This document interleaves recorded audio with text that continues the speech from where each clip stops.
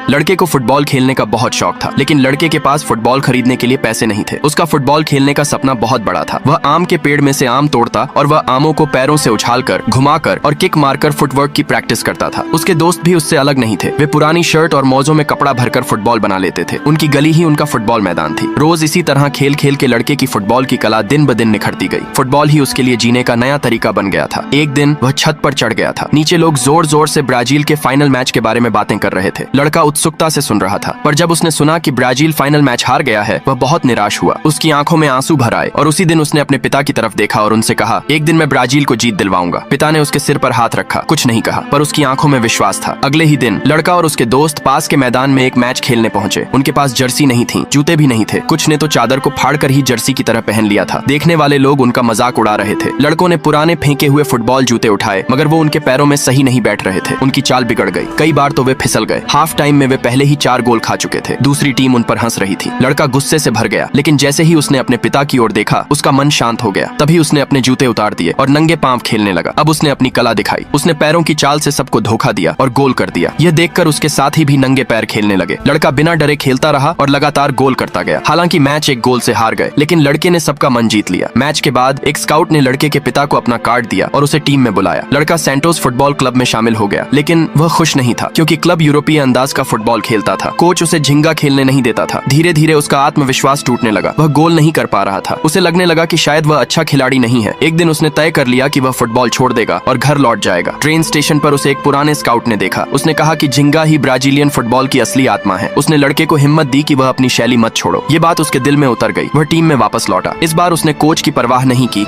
और अपने झिंगा ढंग से खेलने लगा। उसने पहले स्टॉप और टर्न से डिफेंस को रोका, फिर गेंद को पैरों में चिपकाकर ड्रिबलिंग की। उसने गेंद को हवा में उछाला, छलांग लगाई और साइकिल किक से गोल दाग दिया। पूरा मैदान तालियों से गूंज उठा। कोच भी चुप रह गया। उसने उसकी काबिलियत को मान लिया। उस दिन के बाद लड़के की झिंगा आत्मा पूरी तरह जाग गई और आगे चलकर उसने ब्राजील को वर्ल्ड कप जिताने में मदद